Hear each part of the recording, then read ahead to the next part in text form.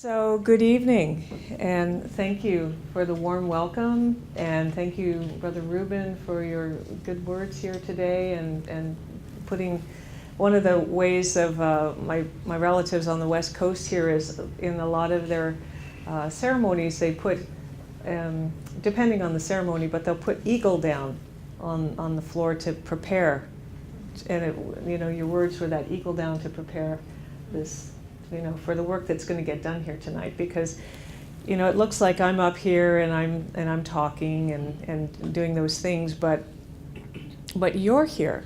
You're the contribution, and it wouldn't be the same if you weren't here. And so I will be speaking, and Shiraz, I believe, will be speaking, but it's you and the things that you have to say also that are so valuable and so necessary right now. My medicine teacher was actually Mi'kmaq from back east, and she was also a mixed person as well. And one of the things that she talked to us about a lot with the teachings of the medicine wheel was the, we okay? Higher with this one? Okay. And one of the things that she spoke about was the oneness, and that the Creator is oneness, and that we all came from the oneness, and then we individuated so that we could have these different experiences. And as I meditated all of her teachings through the years, more and more the wisdom of her words becomes clearer as one goes along through life. And one of the things, if you go to, say, the Southwest in the United States, it's a deserty territory. And they have different kinds of plants and different kinds of animals, and it's different there than when you're up here. And right here is different than if you're over on the west coast of Vancouver Island. And that's a very different sort of place. And then if you have the great pleasure of going north of 70 in the wintertime, that's very different up there. And everywhere you go, it's different. So doesn't it make sense that as the two-legged people who inhabited those places, that we would be different also? Not just physically different, but the soil is different. I went to a seminar on wine once, just because I was interested in it. I love smelling it and kind of looking at it and things. And this fellow had all these different cups filled with things, and you had to go around and smell all of those things. And then he brought out these different wines, and then when you smelled the wine, you could smell, oh my gosh, that's got like minty smells with a little bit of clay and some tobacco of all things. And because you hear the wine connoisseurs and they all sound kind of snooty, going, oh yes, it's a little fruity, but just a little too much oak, or that sort of thing. But when you do something like that, you get a feeling for what they're talking about. And so when I think about all of us and how we're different, and the earth that we came from, and the food that we ate from that earth, that's going to make us be different. And in French, they have that saying of vive la différence. So if we were all the same, how many of you like to eat the exact same food every day, after year, after decade, after lifetime? Not any, raise your hand. Okay. Me either. By the way, does anybody in here have a cell phone? Are you certain that it's turned off? Okay, thank you. Just double checking. Because some of them are set pretty high, and then we'll all be looking at you and be like, oh, I know her now. So, and when I was a child, so I was my mom is Lakota, and on my dad's side of the family, it's Scottish, English, a little French, that kind of mix. And so my mom was from South Dakota, and my dad was from West Virginia, and they met in California, and I was born in San Francisco. And things did not go well. My mom had been through many, many difficult things, as had my dad, and there got to be a point when getting through the day just wasn't working for her. And so her medicine of choice was alcohol. And it took her away from me, basically. So, and then my dad kind of went that route too. And a lot of not really good things happened. So my dad took me to live with his mother. And I went from all the way from California all the way to Virginia. And my mom, my grandma, was a white lady, and she was in the South. And there's a thing in the South called the Mason-Dixon line. And if you're below that, like you're Southerners.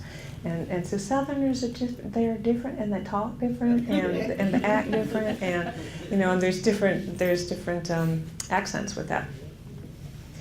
But my grandmother wanted me to have a good life, and her idea about that was that I should become a Catholic so I could go to Catholic school and have the best advantages and all of that. Now, she was a very poor woman and came from a family of dirt poor, but then she was kind of lower end of working class poor. But so how she put me through Catholic school and bought me nice clothes and everything is a miracle that some people are able to do.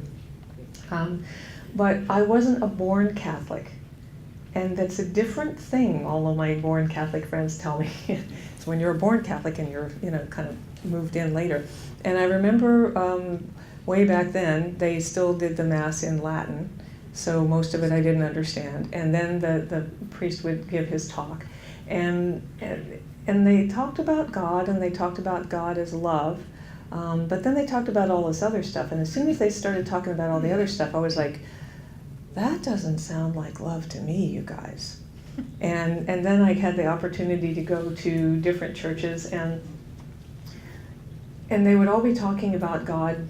There's only one God, But then they'd all argue about who that one God really was. And how you were supposed to worship that God, and all of his rules and regulations and things. There's only one, but then they're all separating it out. And it just, I'm 6 years old, and I'm like, that just doesn't feel right. And like my brother Ruben was saying, how babies are born, and we're born perfect. We're fresh from the Creator, God, however you want to say, and we know things.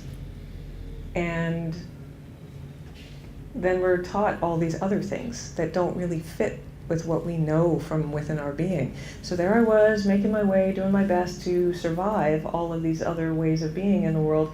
And I looked into Hinduism, and I looked into Buddhism, and I read the Tao Te Ching, and I learned about astrology, and I learned all kinds of things. And they all had good teachings, but none of them felt like me. And then years later, after I moved away from home, I met somebody who gave me a book. And in the book, it talked about the medicine wheel. And as soon as I read that, I said, that's for me. And I had no idea about Lakotas and medicine wheels because I was disconnected from my mom. I never met any of my people. Any good book on Indians was always checked out of the library, and way back then there was about 3. So, way back then. But as soon as I saw that, I knew, and it took me 3 years and 3,000 miles to find the woman who became my teacher. And I did everything I could to be close to her after that. And the medicine wheel itself, it's a symbol that many of you have seen. It's a circle, and people put a crisscross through it to indicate that there's the unity of all things and the oneness, but it's hard to eat an elephant all in one sitting. You have to cut it up into smaller pieces so you can take it in, and it's like that with the medicine wheel. So there's a physical, emotional, mental, and spiritual aspects of it. And that when you take care of all of those aspects, each one, you don't have to be perfect, but you do a little bit on an ongoing basis, and that keeps you going on an even keel. Because balance isn't static. People think that, okay, if I can just get it set, and then it'll be great, and I'll just always do this the same forever, and it'll all be good. But that's not how life is. The seasons change, and we change. It's always shifting. We're on a planet hurtling through space like really, really fast, so you can never be still. And we're in a universe that's constantly expanding, so you can never be still. So balance isn't static, but it's constantly moving. So how do you be resilient? How do you overcome adversity? Well, it's paying attention. And for me, being on the earth, connecting with the trees, connecting with the water, saved me as a child, because my grandmother loved me, but she didn't really understand me. And there was nobody around me that got me. One or two people here and there, just enough to keep me going. But the earth always got me, and she wasn't looking at me going, I know you're about to get up to something, I'm going to keep my eye on you. She would just say, come and sit and look, there's some clouds, and oh, there's a fish jumping over there, and oh, did you climb the tree lately? And it was just peaceful, and I felt at peace to be in nature. And then when I found the ceremonies, so for me it was the Chanumpa ceremony, the pipe ceremony, the purification lodge, which many people mistakenly call the sweat lodge. It's not a sweat lodge, it's the lodge of the stone people, and they invite us in. And when we're in there, we sweat, but that's just how egotistical humans get. We sweat, so it must be a sweat lodge. And so the elders have asked me if I could just always make that public service announcement. It's not a sweat lodge, it's a lodge of purification, and sweating does help us purify. So all of these different ceremonies, and the ceremonies of my friends on the West Coast here, and the Sundance and the UEP, they all have assisted me. And so let's say, for instance, that we have a beautiful baby who's born, and let's just imagine that this is a beautiful, sparkling jewel of a baby here. And it's sitting down here, and then we go away, and we come back, and there's this great big honking pile of poo all over it. Does the beauty of the jewel go away because there's poo on top of it? Of course not. No, not at all. But in this reality where we're all taught to judge ourselves, and to judge each other, and to judge everything, we act as if the poo is what's important and real. And so what I've discovered on my journey is that as I go through life and I find ways of clearing the poo that got delivered into my world, as I do that, and the cool thing, being a gardener, the cool thing is if you take poo and you put it out on the earth, Mother Earth being the great recycler, she makes it into something beautiful and nourishing and useful. And it doesn't want to just sit around and cover up beautiful jewels. It wants to live, it wants to be happy, it wants to do other things. So what if we're here to unpack those things, those burdens that we've been carrying with us? And for me, there are a lot of people who, they believe their way is the right way. And it may be for them, but that doesn't mean it is for everybody. And I think that's one of the difficulties that we experienced when our European relatives came over here, is that they were so used to being judged that they got really good at judging. And when they saw how we were, they were saying, no, that's bad and wrong, you can't do it that way. And so then over time, through enough separation, we came to question ourselves. Could this be wrong? I don't know. What do you think? And things aren't going so well. Maybe it is wrong. But as we've come back to doing those things, and I call them technologies. Ruben talked about smudging. So when we burn the sacred medicines and the smoke goes up, it's taking our prayers and it's purifying us. And all of that's a technology. And it works if you use it. Even in the Catholic Church, that when they have the high ceremonies, they come through, and what do they have? Sacred smoke, And in most of the spiritualities and religions that I've ever seen, they have some kind of smoke for purifying things. Just saying. So, what if we're here to really discover who we are? What if we arrive and we're this beautiful package from the Creator?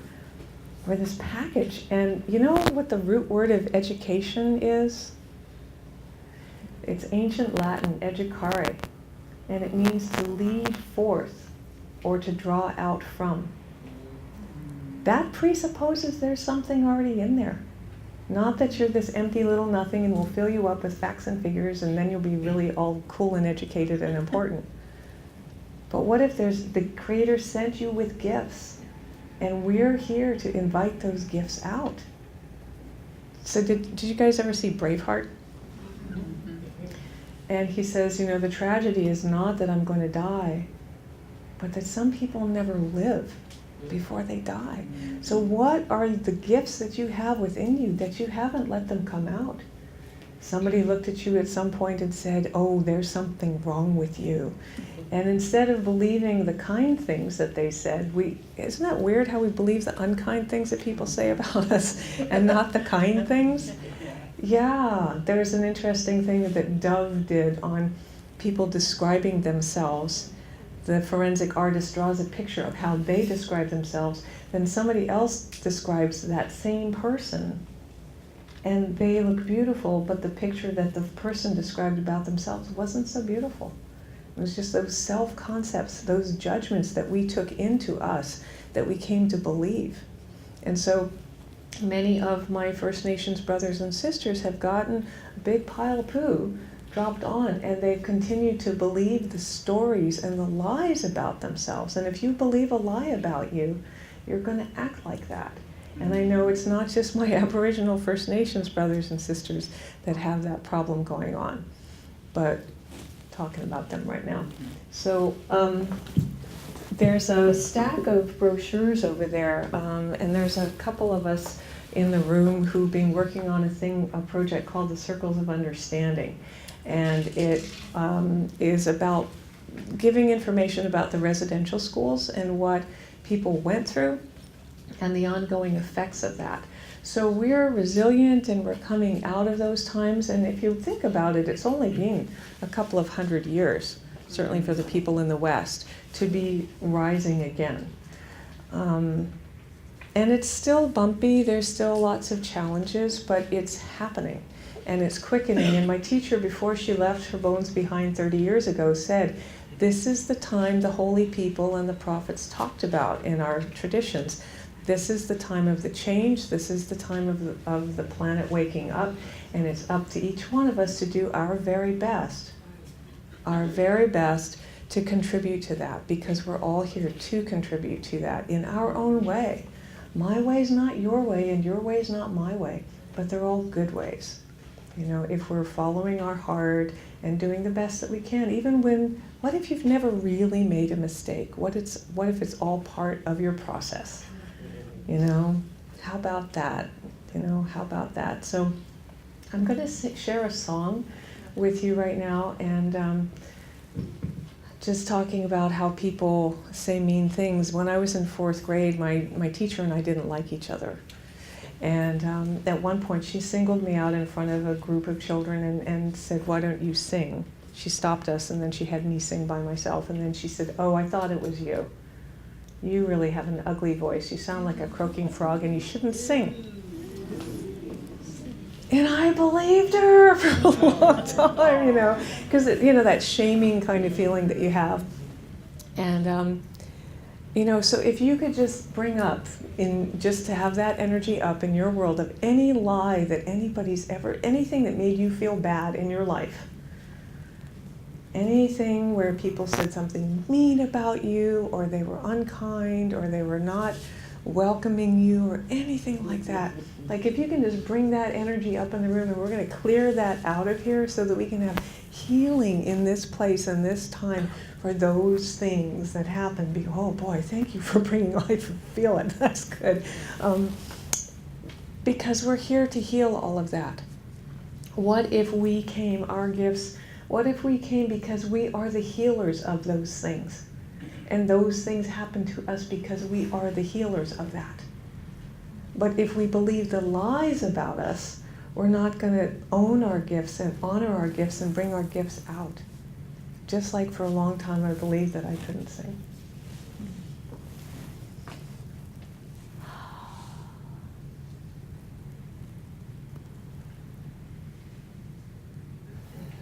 Hey ananea, hey ananea, hey ananea, hey ananea, hey ananea, hey ananea, hey ananea, hey ananea, embo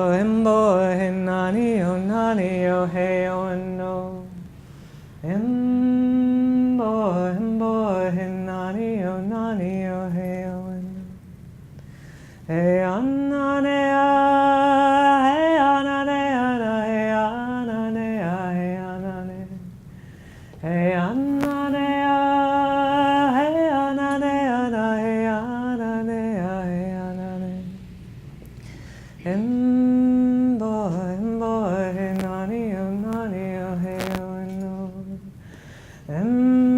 embo hey nani o hey o no hey anane hey anane hey anane hey anane hey anane hey anane hey anane hey anane embo hey nani o hey o no embo hey nani o hey o no hey anane hey anane hey anane hey anane hey anane hey anane hey anane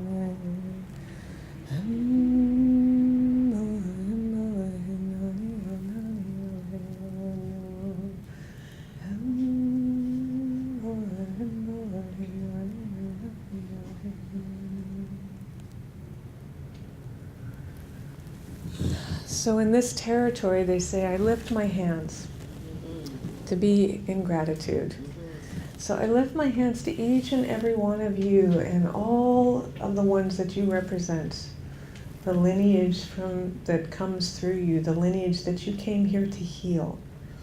That you look in the mirror every time you see you and you go, hey, child of the Creator, looking good. Hey, child of the Creator, what grand and glorious adventure are we going to have today? It's an awesome day. The Creator gave us another one. Woohoo! Right? You know, that we can give that to ourselves so that we can be the invitation, to be the gift, to unpack the gift, to share that with all our relations. Thank you.